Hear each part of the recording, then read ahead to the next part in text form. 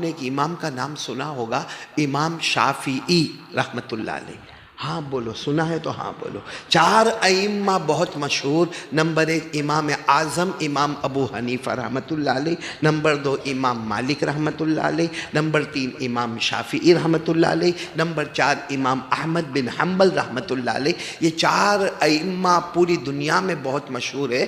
میں اس وقت آپ کو بتا رہا ہوں کہ امام شافعی رحمۃ اللہ علیہ بالکل اپنی جوانی اور حج کا موسم اب حج کے لے گئے۔ بولے امام شافعی رحمۃ اللہ علیہ کہاں گئے؟ حج کے لے گئے، حج ہو گیا۔ بولو حج مکمل ہو گیا۔ جو لوگ جانے والے ہیں ابھی سے آمین کہو۔ اللہ سب کو حج مبرور نصیب فرمائے، اللہ سعی مشکور نصیب فرمائے، اللہ ذنب مغفور نصیب فرمائے۔ خیر بات کیا کر رہا تھا میں کہ امام شافعی رحمۃ اللہ علیہ کہاں گئے؟ حج ہو گیا۔ اب حج ہو گیا، 1.5 دن ہو گئے، امام شافعی کو کھانے کو کچھ نہیں ملا۔ وہ غریبی، نہ جیب میں درہم ہے نہ دینار ہے، وہ غریبی بہت غریبی۔ وہ تو اتفاق سے کوئی بوڑھے میاں وہاں سے گزرتے تھے، انہوں نے امام شافعی رحمۃ اللہ علیہ کو دیکھا۔ اب اس وقت ان کو امام شافعی بھی نہیں کہتے تھے، وہ بوڑھے میاں آئے، کہا او جوان کیا ہوا؟ چہرے سے بھوکے معلوم ہوتے ہو، کھانا وانا کھایا کہ نہیں کھایا؟ نام کیا تمہارا؟ تو امام شافعی رحمۃ اللہ علیہ نے اپنا نام بتایا، محمد ادریس۔ بولو کیا نام تھا ان کا؟ امام شافعی تو بہت بعد میں، اس وقت تو لوگ یہی نام سے جانتے تھے، محمد ادریس۔ تو کہا تمہارے چہرے سے لگتا ہے جوان ہو مگر کھانا نہیں کھائے؟ تو کہا 2.25 دن یا 2 دن گزر گئے، بولو میں نے کھانا نہیں کھایا۔ تو بوڑھے میاں نے اپنے ٹھیلے میں سے 2 روٹی نکالی، کہا ایک روٹی تیری اور ایک روٹی میری۔ امام شافعی رحمۃ اللہ علیہ فرماتے ہیں کہ وہ ایک روٹی مجھے اتنی اچھی لگی جیسا کسی نے جنت کا دسترخوان دیا ہو۔ 2 دن کے بعد کیا ملا؟ ایک روٹی ملی۔ امام شافعی کہتے ہیں میں نے روٹی کھائی، زمزم کا پانی پیا، پھر وہ بوڑھے میاں کیا کہنے لگے معلوم؟ کہنے لگے کہاں کا ارادہ ہے؟ تو امام شافعی نے کہا حج ہو گیا، اب مدینے کا ارادہ ہے۔ بولو سبحان اللہ، اللہ سب کو مدینہ لے جائے، بولو آمین، اللہ مدینے کی زیارت کروائے، بولو آمین۔ تو امام شافعی رحمۃ اللہ علیہ نے کہا مدینہ جانا ہے۔ تو وہ بوڑھے میاں نے کہا اچھا جوان تم کو مدینہ جانا ہے، جیب میں پیسہ نہیں ہے، جانا کیوں ہے؟ مدینہ کیوں جانا ہے؟ حج ہو گیا، آرام کرو یہاں پر، مدینہ کیوں جانا؟ کہا مدینہ 2 وجہ سے جانا ہے۔ مدینہ جانے کی کتنی وجہ؟ 2۔ امام شافعی رحمۃ اللہ علیہ نے فرمایا میرے مدینے جانے کی کتنی وجہ ہے؟ 2۔ ایک وجہ تو یہ ہے کہ آقا محمد رسول اللہ بولو صلی اللہ علیہ وسلم کے روضہ مبارکہ، جنت کی کیاری، ان کی قبر شریف، ان کا منبر، وہاں جانا ہے اور جا کے سلام کہنا ہے۔ بولو جا کے سلام کہنا، اور دعا کرو اللہ ہم سب کو بھی مدینہ لے جائے، کیونکہ ہمارے نبی نے فرمایا جو میری قبر پر آئے گا، یعنی میرے روضہ مبارکہ پر آئے گا، ہمارے نبی نے فرمایا قیامت میں اس کی سفارش کروں گا۔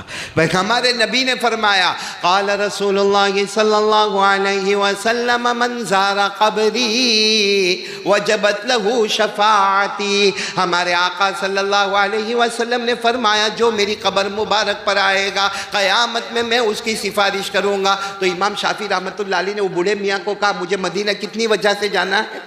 2۔ ایک تو نبی صلی اللہ علیہ وسلم کے روضہ مبارکہ پر جانا، اور نمبر 2 سنا ہے کہ وہاں ایک بہت بڑے امام ہیں۔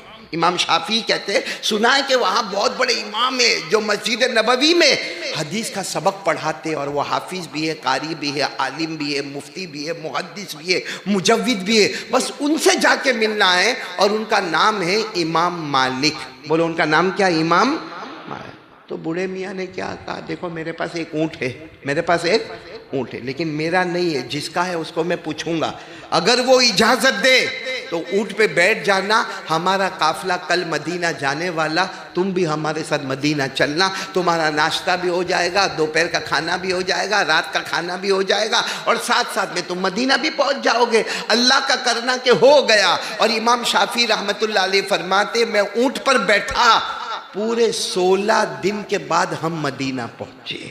کتنے دن کے بعد؟ وہ زمانے میں ایسا ہی ہوتا تھا، مکہ مکرمہ سے چلے کتنے دن کے بعد مدینہ منورہ 600 کلومیٹر کا سفر 16 دن میں طے ہوا۔ آج کل تو ہمارے پاس بسیں ہوتی ہے 6 گھنٹے میں پہنچ جاتی ہے، بائی کار 4 گھنٹے میں پہنچ جاتے، بائی ٹرین اور بھی جلدی پہنچ جاتے۔ وہ زمانے میں یہ سب نہیں تھا۔ امام شافعی رحمۃ اللہ علیہ فرماتے 16 دن پورے ہوئے، ہم مدینہ منورہ پہنچے۔ امام شافعی کہتے سب سے پہلے میں نبی کے روضہ مبارکہ پر، بولو صلی اللہ علیہ وسلم۔ اور امام شافعی رحمۃ اللہ علیہ کہتے میں گیا نبی کے روضے پر، جو کچھ اپنا دکھ کہنا تھا میں نے دکھ اپنا کہا، اور میں نے کہا کہ اللہ کا حکم ہے کہ جو آپ کے پاس آئے گا اللہ سے معافی مانگے گا، آپ سے بھی ریکویسٹ کرے گا کہ آپ بھی اللہ سے میرے لئے معافی مانگو، تو اللہ تعالیٰ سے بڑھ کر توبہ قبول کرنے والا کوئی نہیں ہوگا۔ بولو ہے نا قرآن میں، کوئی مدینہ جائے کس کے پاس جائے؟ ہمارے آقا صلی اللہ علیہ وسلم کے پاس، اور کیا کرے؟ اللہ سے معافی مانگے۔ معافی کس سے مانگنے کا؟ اللہ سے معافی مانگنے کا، اور پھر یہ کہنے کا میرے نبی آپ بھی اللہ کو کہو نا کہ اللہ مجھ کو معاف کرے، کیونکہ ہمارے نبی سے درخواست کرو، ریکویسٹ، آپ بھی اللہ کو کہو نا اللہ مجھے معاف کرے۔ اللہ کہتے یہ 2 کام کر لے گا، ایک تو مجھ سے معافی مانگے گا، نمبر 2 میرے نبی کو درخواست پیش کرے گا۔ اللہ فرماتے میرے سے بڑھ کر توبہ قبول کرنے والا کوئی نہیں ہوگا، میرے سے بڑھ کر رحم کرنے والا کوئی نہیں ہوگا۔ قرآن میں لکھا وَلَوْ أَنَّهُمْ إِذ ظَلَمُوا أَنفُسَهُمْ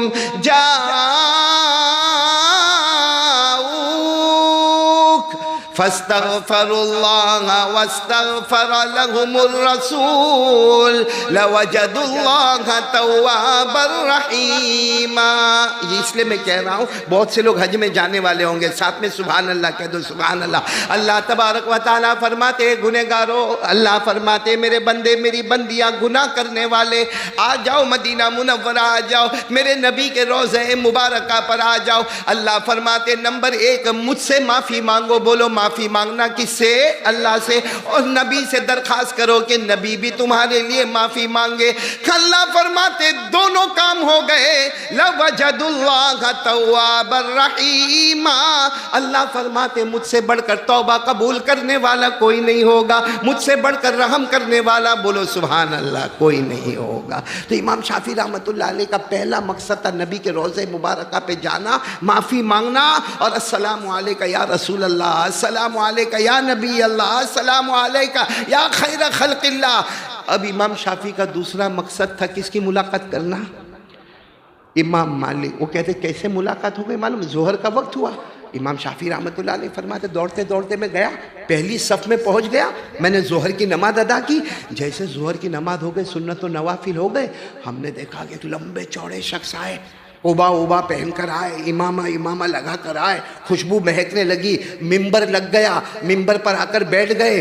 اور امام شافعی کہتے میں سمجھ گیا یہ امام مالک ہی ہے۔ یہ کون ہے؟ امام مالک۔ اور کہتے جیسے وہ بیٹھ گئے پورا مجمع جمع ہو گیا، تو امام شافعی رحمۃ اللہ علیہ کہتے میں بھی ایک دم آگے بیٹھ گیا، کیونکہ میں پہلی صف میں تھا، میں آگے بیٹھ گیا، اور میں نے سوچا کہ یہ بیان کریں گے، ہم سنیں گے، جیسے دیکھو میں بول رہا ہوں آپ کیا کر رہے ہیں۔ لیکن امام شافعی کہتے وہ تو املا کرانے لگے۔ املا سمجھتے؟ املا سمجھتے ہو؟ املا کے معنی آتے ہیں بیان کرنے والا بیان کرے اور رکے، سامنے والے سب لکھے، پھر وہ ایک حدیث بیان کرے سب لکھے، پھر اس کے بعد پھر حدیث بیان کرے پھر سب لکھے۔ تو امام شافعی کہتے ہیں میں نے دیکھا جتنا بڑا مجمع تھا، بڑے بوڑھے جوان، سب کے ہاتھ میں قلم، بولو سب کے ہاتھ میں پین ہے، قلم ہے، اور سب کے ہاتھ میں کاغذ۔ وہ زمانے میں جو بھی کاغذ ہوگا، دستاویز ہوں گے، چمڑے کا ٹکڑا ہوگا، ہڈی کا ٹکڑا ہوگا۔ امام شافعی کہتے ہیں سب کو میں نے دیکھا قلم ہاتھ میں، اور یہاں انہوں نے املا کرانا شروع کیا، یعنی یہ حدیث بیان کرتے جائے سب لکھتے جائے، یہ حدیث بیان کرتے جائے سب۔ تو امام شافعی کہتے ہیں میں نے میرے بازو والے کو یوں ہاتھ کر کے پوچھا کب تک بیان کریں گے؟ کہا وہ عصر تک کریں گے، ظہر بعد شروع کیا ہے، کب تک کریں گے؟ تو امام شافعی سوچنے لگے سب تو لکھ رہے، میرے پاس تو کچھ بھی نہیں ہے، بھائی لکھنے کا کچھ ہوئے تو امام شافعی خود کہتے مجھے ایک لکڑی کا ٹکڑا دکھا۔ کیا دکھا؟ لکڑی کا ٹکڑا۔ میں نے وہ لکڑی کا ٹکڑا لیا اور یوں لکھنا شروع کیا، یوں اپنی ہتھیلی پہ لکھنا شروع کیا، تاکہ سب لوگ لکھتے ہیں تو لگے نا کہ میں بھی لکھتا ہوں۔ کہتے وہ جو استاذ تھے نا، کون؟ امام मालिक वो गुस्से से देखने लगे क्योंकि वो समझ गए ये कोई ढोंग करता है। बाकी सब लोगों के पास कलम है, कोई कागज पर लिख रहा, कोई चमड़े के टुकड़े पर लिख रहा, कोई हड्डी पर लिख रहा, ये लकड़ी का टुकड़ा लेके कहाँ लिख रहे हते। लेकिन इमाम मालिक सबक पढ़ाते गए, लोग लिखते गए, सबक पढ़ाते गए, लोग लिखते गए। जब सबक हो गया ना तो इमाम मालिक ने कहा, ए लड़का इधर आ। इनको ही बुलाया, किनको? इमाम शाफी। नाम क्या है? कहा इदरीस। कहा ये क्या कर रहे हो, मजाक कर रहे हो? यहाँ बैठ के हमारा मजाक करते हो? लकड़ी का टुकड़ा लेते हो, हथेली पे लिखते हो, बताओ क्या लिखा हथेली पे? इमाम शाफी ने यूं बताया, कुछ भी लिखा हुआ नहीं था। भैया जब लकड़ी से लिखेंगे तो क्या लिखा जाएगा, हथेली पे कुछ नहीं। यूं बताया, कुछ भी लिखा हुआ नहीं था। तो वो इमाम मालिक और गुस्से हुए कि मजाक कर रहे थे, हदीस का मजाक करते हो? सारा मजमा बैठा है, हाथ में कलम है और लिख रहे हैं, और तुम लकड़ी लेकर हथेली पे यूं यूं करते हो, तुम्हारी हथेली पर कुछ भी नहीं है। उस वक्त इमाम शाफी जवान थे, नाम इदरीस था। कहने लगे, अल्लाह की कसम मेरी हथेली पर कुछ नहीं लिखा, मगर जो कुछ आपने कहा मेरे दिल में मैंने उसको लिख दिया है। कहाँ लिख दिया है?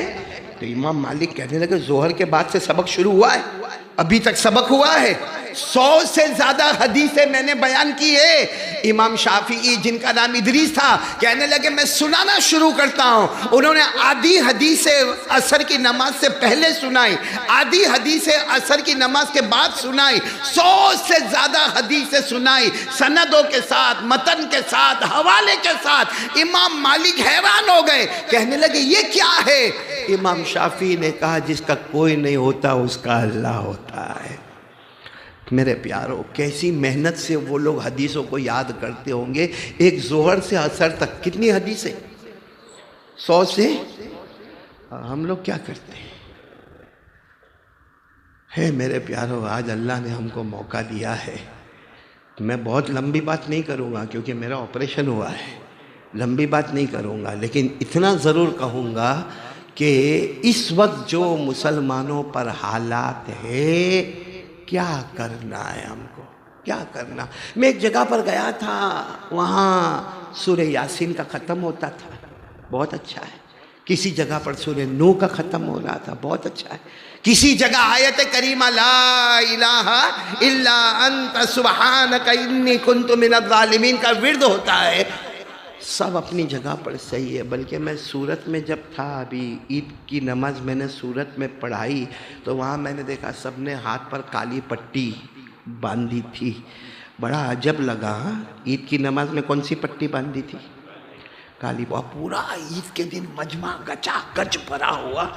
ईद का खुतबा पढ़ाया मैंने, नमाज पढ़ाई, फिर जोहर में उसी मस्जिद में गया तो आधी मस्जिद है, तो काली पट्टी का क्या करे, क्या करे वो काली पट्टी का? जिस नमाज में अल्लाह ने नजात रखी है। और ईद के बाद होता है, ईद की नमाज के बाद जो पहली नमाज आती जोहर की, आधा मजमा हो गया। क्यों मालूम है? वो बाहर आ गया ना। कौन? क्योंकि रमजान में तो हाथों में कड़िया, पाँव में बेड़िया, अल्लाह ने उठा के जहन्नम में पटक दिया। ईद की नमाज के बाद कहता है, वेयर आर माय ब्रदर्स? कहाँ है? और हम लोग भी कहते हैं वी आर रेडी। वो भी कहता है, ओहो तेरे चेहरे पे दाढ़ी। अभी मैं हजाम के पास जा रहा हूँ, तू फिक्र मत कर, अपन वैसे ही। मेरे प्यारो, अल्लाह हम सब की हिफाजत फरमाए। तो आज मैं यही बात के लिए आया हूँ, ज़्यादा लंबी बात नहीं करना, कि आज के हालात में क्या करना है। कौन कौन तैयार है पहले ये बोलो। ऐसा बैठे हो जैसे बीवी ने धक्के मार के भेजा हो तुमको। सही में मैं जाता हूँ सूरत में, भरूच में, बड़ौदा में, अहमदाबाद में, कभी यूपी में, कभी ओडिशा में, कभी बिहार में, कभी बंगाल में। वहाँ के लोगों को देखता हूँ, मौलाना यूसुफ पूरा अलग मामला।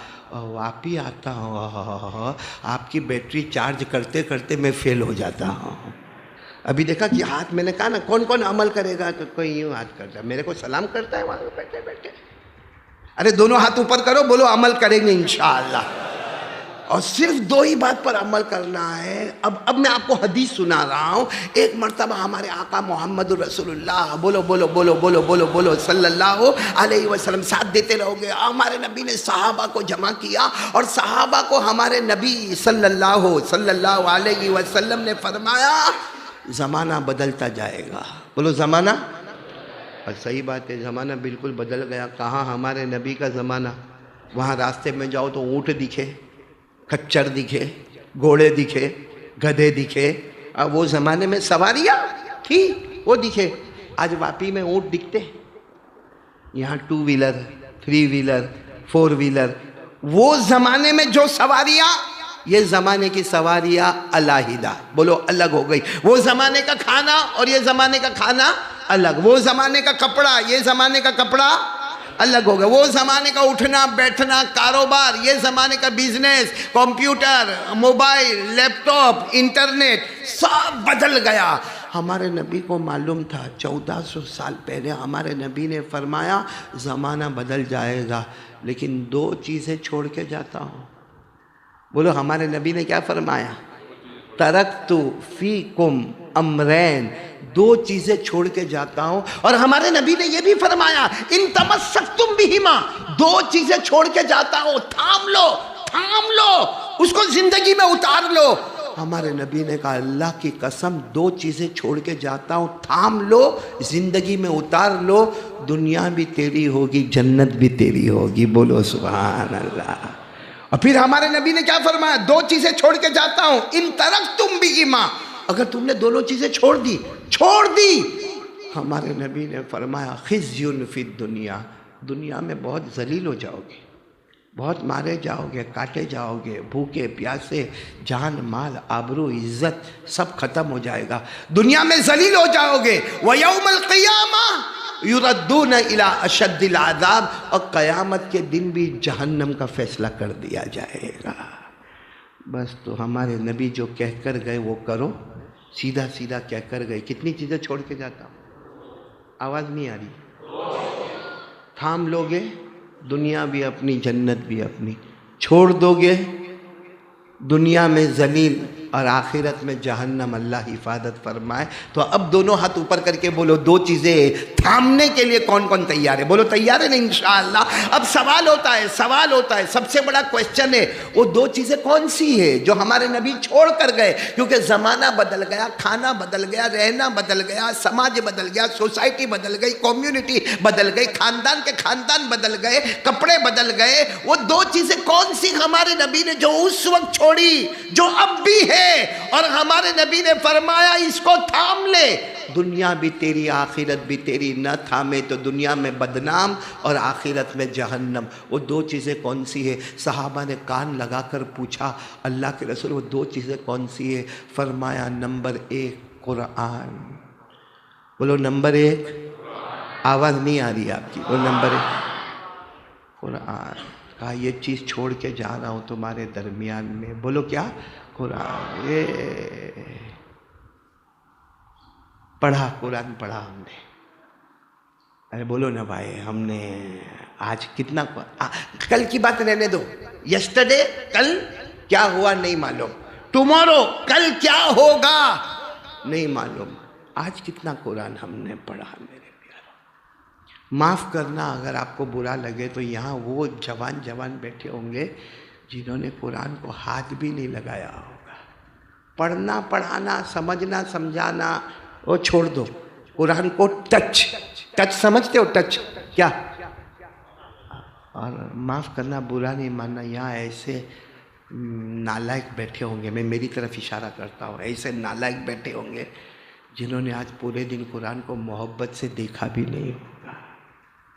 حالانکہ ہمارے نبی فرماتے کچھ مت کر, محبت سے میرا قرآن دیکھتا جائے گا, اللہ تیرے گناہوں کو معاف کرتا چلا جائے گا.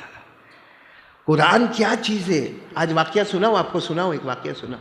ارے ہاں بولو نا, ارے ہاں بولو نا, ایسا کائے کو کرتے ہو؟ ناراض تو نہیں ہونا میرے سے؟ نہیں ہوں گے تو کیا کرو گے؟ کچھ نہیں کرو تو چپ چاپ سنا کرو نا. تو کتنے زمانے کے بعد بلایا. پہلے وہ ادریس بھائی میرے کو بلایا کرتے تھے, اس نے دیکھا ہے قاری احمد علی کم بخت کھاتا بہت ہے, تو ادریس بھائی نے بھی بلانا بند کر دیا. وہ اللہ جزائے خیر دے ہمارے حافظ اسماعیل کو, قاری عیسیٰ کو, کہ انہوں نے پھر واپس فون کیا تو میں حیران ہو گیا. اچھا واپی جانے کا میرے کو, میں بہار چلا جاؤں تو اتنی خوشی نہیں ہوتی جتنا واپی آتا ہوں تو خوشی ہوتی ہے. تو سنو گے بات, سنو گے نہیں انشاءاللہ. اب جو میں بات کرنے جا رہا ہوں نا, تھوڑے عقل حیران ہوگی, لیکن کرے کیا, ایسا ہوا تھا. معلوم کیا ہوا, مدینہ پاک میں گھر کی اوپننگ ہو رہی ہے. بولو مدینہ پاک میں کیا ہو رہا ہے؟ ایک گھر کی اوپننگ ہو رہی ہے. اچھا کس کے گھر کی اوپننگ ہو رہی ہے؟ وہ صحابی کا نام ہے حضرت عبداللہ. بولو کیا نام ہے؟ پورا نام ہے حضرت عبداللہ بن جابر. آپ لوگ صرف اتنا یاد رکھو, کیا نام ہے؟ حضرت. ان کے گھر کی کیا ہو رہی ہے؟ اوپننگ. آپ کو بھی معلوم ہوگا, ہمارے یہاں کوئی بلڈنگ کی اوپننگ ہو یا گھر کی اوپننگ ہو تو عالموں کو بلاتے ہیں. بولو بلاتے کہ نہیں بلاتے؟ پھر قرآن پڑھا جاتا ہے, پھر کھانا کھلایا جاتا ہے, پھر دعا ہوتی ہے. ہم لوگوں نے اس کو فارمیلٹی بنایا ہے. اگر اسی کو سوچے کہ مدینہ پاک میں بھی گھر کی اوپننگ ہوئی اور ہمارے نبی نے وہاں دعا کی اور صحابہ نے وہاں کھانا کھایا, یہ نیت سے گھر کی اوپننگ کرو, قدم قدم پر سنت کا ثواب ملتا چلا جائے گا. کریں گے؟ بولو کریں گے انشاءاللہ. اچھا ہمارے یہاں تو بڑے بڑے گھر, بڑے بڑے بنگلے ہوتے, وہ تو وہاں مدینہ پاک میں حضرت عبداللہ نے ایک چھوٹا سا جھوپڑا بنایا اور دوڑتے دوڑتے اللہ کے رسول کے پاس آئے. کوئی آرکیٹیکٹ نہیں, کوئی کانٹریکٹر نہیں, فرمایا میں نے ہی بنایا ہے مکان, مٹی کا مکان بنایا ہے, بہت اچھا خوبصورت مکان بنایا ہے. اور کیا کہا معلوم, اللہ کے رسول آپ آؤ اور دعا کرواؤ. کیا کرو؟ دعا. اور کہا ہمارے نبی آپ فکر مت کرو, جس کو لے کر آنا ہے لے کر آؤ, ہم نے کھانا بہت پکایا ہے. تو ہمارے نبی صلی اللہ علیہ وسلم نے اعلان کیا, چلو چلو چلو چلو, عبداللہ کے گھر دعوت ہے, عبداللہ کے گھر دعوت ہے, عبداللہ کے گھر دعوت ہے. اب سب پورا مجمع وہاں پر آیا. اب گھر چھوٹا اور پبلک, تو کیا کرے بھائی, گھر چھوٹا ہے, اللہ کے رسول صلی اللہ علیہ وسلم آ کے بیٹھ گئے. اب پبلک زیادہ ہے تو آدھی اندر اور آدھی پبلک. یہی ہوگا, ہم نے جمعہ میں بھی دیکھا کہ نہیں ہوتا, ایسا ہی ہوتا. آدھا مجمع کہاں ہوتا ہے؟ اندر. آدھا مجمع کہاں ہوتا ہے؟ اب سننا, ہمارے نبی صلی اللہ علیہ وسلم آئے, اب دعا ہوگی, اس کے بعد کھانا ہوگا. تو ہمارے نبی صلی اللہ علیہ وسلم نے یوں دیکھا, یوں دیکھا دیکھا. پھر ہمارے نبی صلی اللہ علیہ وسلم نے فرمایا جتنے اندر ہے سب باہر چلے جاؤ, اور جتنے باہر ہے سب اندر. بڑا مشکل معاملہ ہے. کبھی جمعہ میں اگر امام صاحب ایسا اعلان کر دے تو جتنے یہاں ہے سب باہر اور جتنے باہر ہے وہ اندر, نتیجہ کیا ہوگا؟ امام خود باہر. اگر میں ایسا اعلان کروں نا تو سب سے پہلے میں کو بولیں گے, او قاری صاحب جا, سلام علیکم, بہت ہو گیا. لیکن وہاں معاملہ ایسا, کیونکہ ہمارے نبی صلی اللہ علیہ وسلم کا آرڈر, حکم کہ جتنے اندر ہے وہ ان, وہ سب آؤٹ, اور جتنے آؤٹ وہ سب ان. اور حکم کس کا؟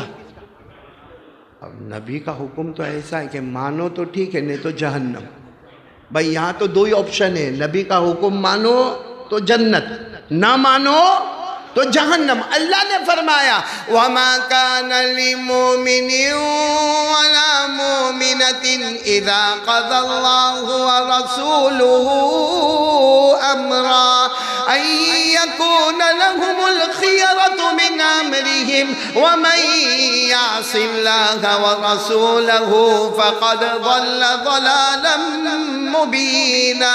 اللہ تبارک و تعالیٰ فرماتے کوئی بھی مومن مرد ہوگا, کوئی بھی ایمان والی عورت ہوگی, اللہ رسول کا حکم مانے تو بولو جنت, نہ مانے تو جہنم. یہاں ہمارے نبی نے اعلان کر دیا جتنے اندر ہے وہ باہر, سب گئے. کہاں گئے؟ اور جتنے باہر تھے وہ اندر. خیر دعا ہو گئی, گھر کی اوپننگ ہو گئی, دعا ہو گئی, کھانا پینا ہو گیا, سب جانے لگے. اللہ کے رسول صلی اللہ علیہ وسلم بھی مسجد میں گئے, سب نماز پڑھنے گئے. نماز پڑھانے کے لیے جب ہمارے نبی آئے, بھائی ہمارے نبی کمرے میں گئے, حجرہ شریفہ میں گئے, جب ہمارے نبی نماز پڑھانے کے لیے آئے تو دیکھا لوگوں کے چہرے اترے ہوئے, کچھ لوگوں کے چہرے.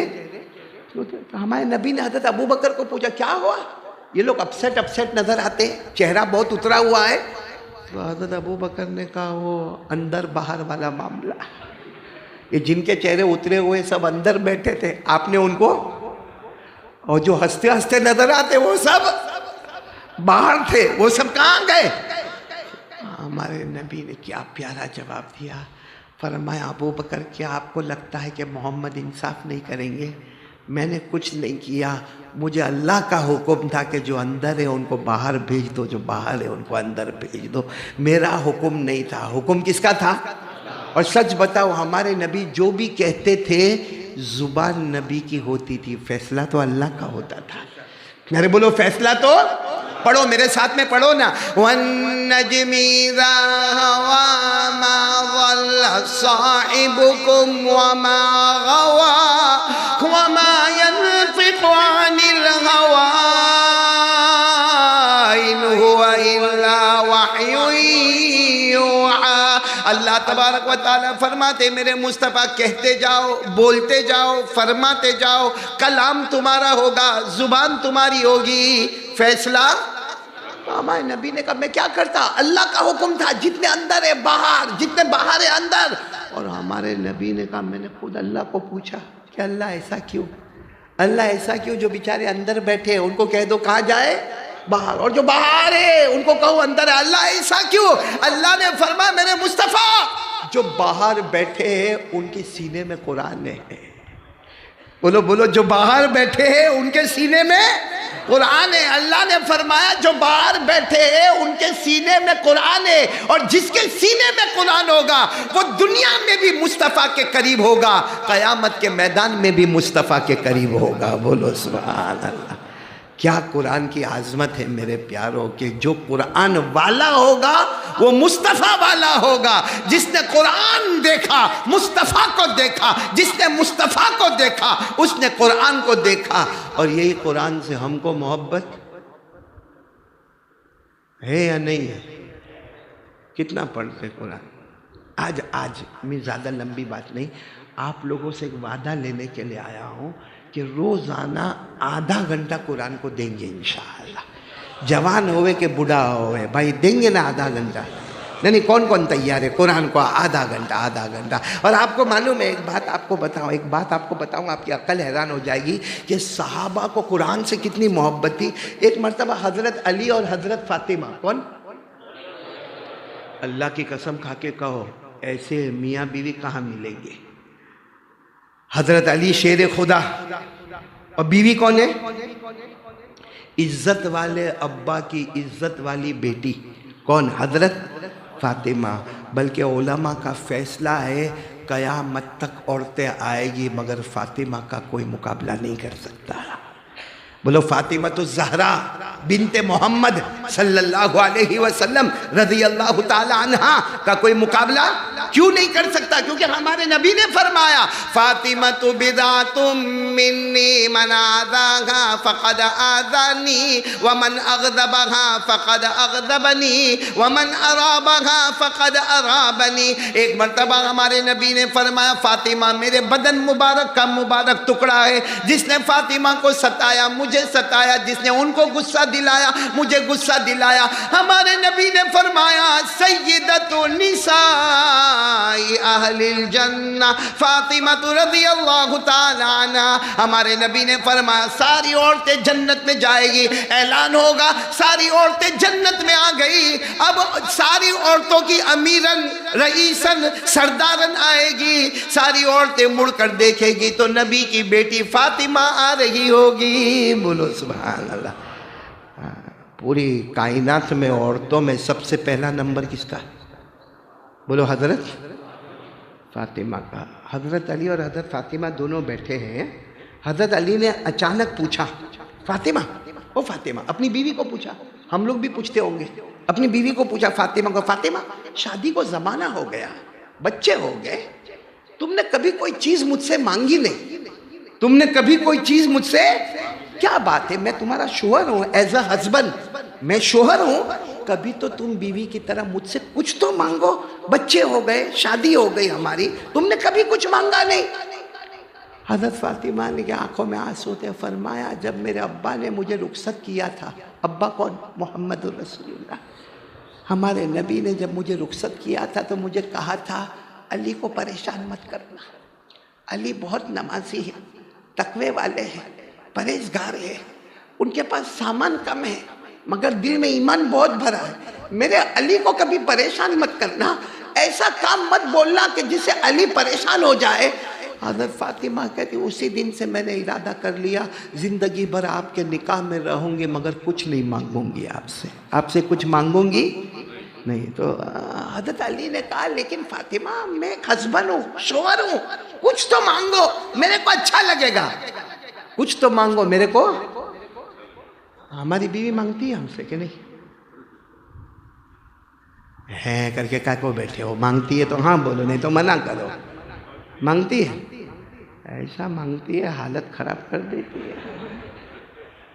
بڈھے کی حالت خراب ہو جاتی ہے، ہوتی کہ نہیں؟ اور ہماری بیوی تو کیسا مانگتی معلوم ہے، وہ کہیں پڑوس وڑوس کے گھر میں کچھ کارپیٹ وارپیٹ دیکھ کر آئے گی، اب آ کر منہ چڑھا کے بیٹھے گی. ہم بھی گھر جا کے کہیں گے ارے صبح تو سب اچھا معاملہ تھا، یہ اچانک شام کو منہ کو چڑھ گیا. تو دھیرے سے پھر بولے گی گئی تھی وہاں پڑوس میں کیا کارپیٹ ہے، ارے ہمارا گھر تو دیکھو کیسا، گھر کی حالت تو دیکھو کیا. تو بیچارہ میرے جیسا مولانا کیا بولے گا، وہ بزنس مین ہے بھائی، اس کا بڑا کاروبار ہے، اس کا اچھا انکم اچھی ہے. اب میں مولانا آدمی بھائی، مولانا کی کتنی پگار ہوئے، وہ بھلے اچھے سے اچھا کارپیٹ لے کر آوے، ہم تھوڑی کارپیٹ لا سکتے. تو کیا کہتی معلوم، وہی تو میری قسمت پھوٹی تھی جو میرے باپ نے تیرے ساتھ نکاح کرایا. یہ ہماری بیوی کا جملہ، وہ قسمت پھوٹی تھی کہ جس دن سے آئی ہوں دکھ ہی دکھ دیکھا، میں نے گھر میں سکھ دیکھا ہی نہیں. ہمارے نبی نے فرمایا یہ عورتیں آج بھی، یعنی ہمارے نبی اپنے زمانے میں کہہ رہے، یہ عورتوں کا جملہ ہے کہ جب سے یہ گھر میں آئے ہو اللہ اللہ میں نے دکھ ہی دکھ دیکھا، میں نے سکھ کی روٹی کھائی نہیں. حالانکہ کم وقت آئی تھی 40 کلو کی تھی، ابھی 80 کلو کی ہو گئی ہے. صحیح کہہ رہا ہوں غلط کہہ رہا ہوں؟ میرے ساتھ ایک واقعہ ہو گیا، بولوں؟ ارے بولوں؟ ہاں میرا واقعہ سننے کا بہت اچھا لگتا ہے. ہو گیا، ارے کیا معلوم، میں پہلے نا میری بیوی کا بیان میں بہت کچھ بولتا تھا. ایک دن کیا ہوا، میں احمد آباد سے بیان کر کے آیا تو آتے آتے صبح کے 4 بج گئے. دروازہ کھٹکھٹایا، بیوی نے دروازہ کھولا، گھر میں آیا، دیکھا تو گھر میں میری بیوی کا موبائل چل رہا ہے اور اس میں وہی باتیں چل رہی. کتنی دیر تک تو کمرے میں گیا بھی نہیں میں نے کہا باہر بھی پریشان میں، گھر میں بھی پریشان. میں میرا واقعہ آپ کو سناؤں. میرے پاس ایک جوان آدمی آیا، جوان یعنی میرے خیال سے 20-22 سال یا 25 سال، زیادہ سے زیادہ 28-30 سال کا جوان ہوگا. آ کے میرے کو کیا بولتا ہے، قاری صاحب تعویذ دو نا، تعویذ. میں نے کہا کیا ہوا کیا؟ میری بیوی بھاگ گئی. کیا بولا؟ میری بیوی. اور اتنا روئے. میں نے کہا اس میں روتا کائے کو ہے، صاف صاف بول. بیوی بھاگ گئی مطلب کہاں بھاگ گئی؟ تیری موبائل پہ باتیں ہوتے. کہا میرے کو بلاک کر دیا ہے. تو میں نے کہا لیکن ہوا کیا؟ اور رونے لگے. کہا قاری صاحب میرے کو تعویذ دے دو، 3 مہینہ ہو گیا. بولو. میرے کو وہ بولتا ہے 3 مہینہ ہو گیا، آتی نہیں ہے. ایسا روئے 3 مہینہ ہو گیا آتی نہیں ہے. میں نے کہا 3 مہینہ ہو گیا آتی نہیں ہے، 30 سال ہو گئے جاتی نہیں ہے. تو میں تیرے پاس سے تعویذ لوں یا تو میرے پاس سے تعویذ لے گا؟ تیرا تو خالی 3 مہینے میں آتی نہیں، میری 30 سال سے جاتی نہیں ہے. خیر آپ لوگ ہنسے نا، میں نے جان بوجھ کر ہنسایا کہ کب سے ایسا تھوبڑا چڑھا کہ آپ لوگ بیٹھے ہو، اسے تھوڑا میں خوش کر دیا آپ کو. واقعے پر آ جاؤ. حضرت علی اور حضرت فاطمہ. تو حضرت علی نے کہا کچھ تو مانگو. اب حضرت فاطمہ نے مانگا. کیا مانگا معلوم؟ وہ حضرت فاطمہ بھی کتنی پیاری اللہ کی بندی، نبی کی بیٹی. کیا کہا معلوم؟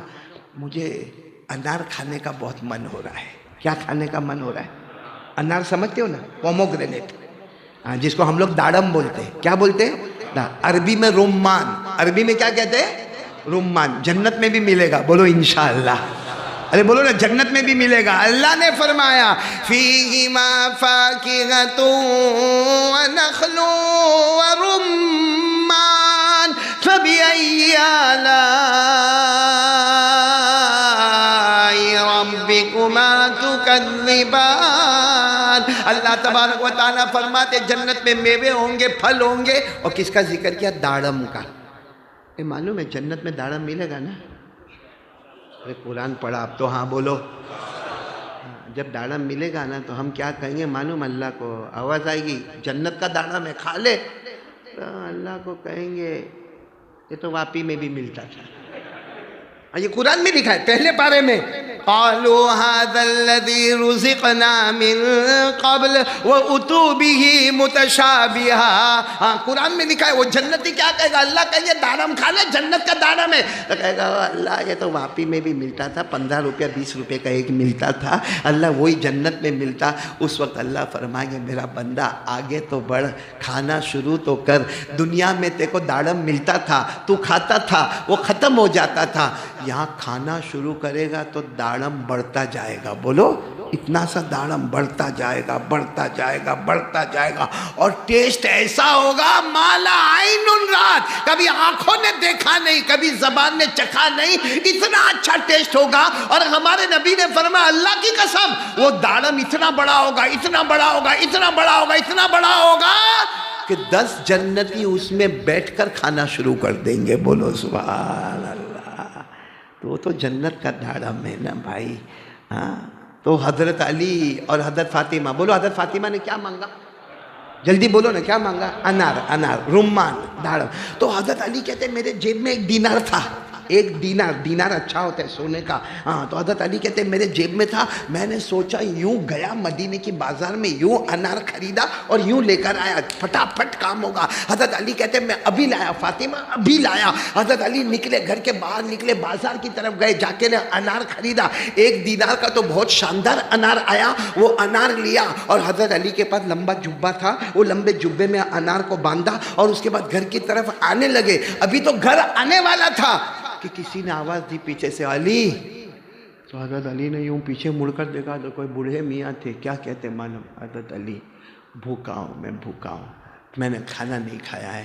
میری بیوی بھی بہت بری ہے، وہ بھی معذور ہے، معذورہ ہے، اس نے بھی کھانا نہیں کھایا ہے، کچھ دے دینا. تو علی نے فرمایا لیسا عندی درہم ولا دینار. حضرت علی نے کہا میرے پاس پھوٹی کوڑی نہیں ہے، درہم بھی نہیں، دینار بھی نہیں، اس وقت میرے پاس کچھ بھی نہیں ہے، بعد میں کبھی آئے گا تب دے دوں گا.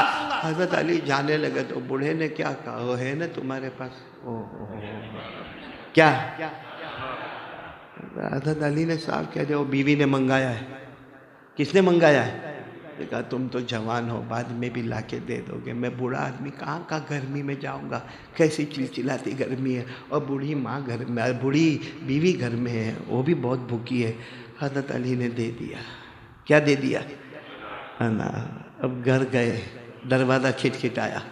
جیسے حضرت فاطمہ نے دروازہ کھولا، بیوی ہوتی، چہرہ دیکھ کر سمجھ گئی کچھ گڑبڑ ہوا ہے. بیوی بہت ہوشیار ہوتی ہے، چہرہ دیکھ کے سمجھ جاتی ہے کچھ نہ کچھ. ہماری بیوی بھی سمجھ جاتی ہوگی کچھ نہ کچھ لوچا کر کے آیا ہے. اب حضرت فاطمہ بھی سمجھ گئی، پوچھا کیا ہوا؟ اب حضرت علی نے دھیرے دھیرے کہانی سنانا شروع کیا. اتنی بات پر حضرت علی آئے کہ بوڑھے میاں نے مانگا تو میں نے وہ انار کہ دیکھا کہ کوئی دروازے کے پاس آواز دے رہا ہے، علی علی. تو حضرت دروازہ تو کھلا ہی تھا.